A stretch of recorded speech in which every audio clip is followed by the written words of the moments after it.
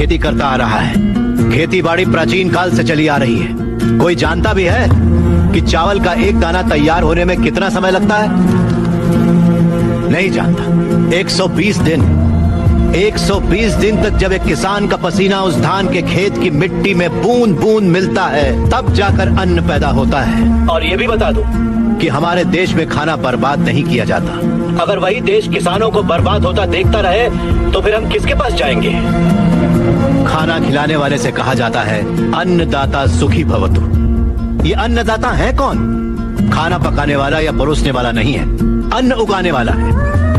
और ये खेती जैसा उपहार ईश्वर ने हमें दिया है। सेल फोन के बिना हम जिंदा रह सकते हैं, टीवी और एसी के बिना भी हम लोग जिंदा रह सकते हैं। जो टीवी और एसी बनाते हैं वो करोड़ोंपति हैं, लेकिन अन्न उगाने वाला वो गरीब किसान इतनी कड़ी मेहनत और धूप में पसीना बहाने के बाद दिन ब दिन गरीब होता जा रहा है। फैक्ट्रीज लगाना गलत नहीं है, बिल्कुल सही है, लेकिन खेतों को बर्बाद करके फैक्ट्रीज लगाना गलत है। इस देश में कितनी ही बंजर जमीनें हैं, कितनी ही पथरीले जमीनें हैं। क्यों? क्योंकि वहाँ पर पानी नहीं है, इसीलिए खेती करने में इतनी परेशानी उठानी पड़ती है। जरा सोचकर जवाब दीजिए कि किसान पानी लेने कहाँ जाएगा? इस देश में पिछले 10 साल में 1,71,105 से ज्यादा किसान आत्महत्या कर चुके हैं। उसमें से 25,000 से ज्यादा किसान तो इसी इलाके में रहते थे।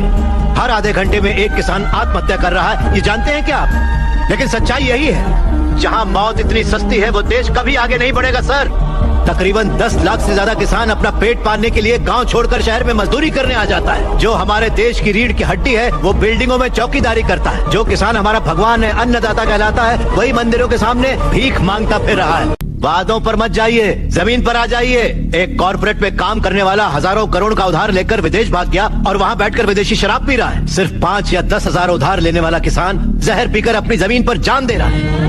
इन कॉर्पोरेट्स की काली करतूतों की वजह से हमारी हरियाली जली जा रही है। खेत सींचने वाली नदियां फैक्ट्री से निकलने वाले गंदे पानी से जहरीली होती जा रही हैं। ये मल्टीनेशनल कंपनीज की मशीनें हमारी खेती वाली जमीन पर कब्जा करके उन्हें खत्म करती जा रही हैं। पर ये दिखाई नहीं देता। इन फैक्ट्रीज की बात कर रहे हैं आप, सारे हेल्दी फूड्स में मिलावट करके ये उसे बर्बाद करते जा रहे हैं। अंडे को शैम्पू में, गाजर को क्रीम में, सोया को साबुन में। 2 रुपए का अंडा 10 रुपए में, 10 रुपए का गाजर 100 रुपए में खरीद रहा है ये कॉर्पोरेट वर्ल्ड। इस रेट पर क्या कोई गरीब खरीद पाएगा?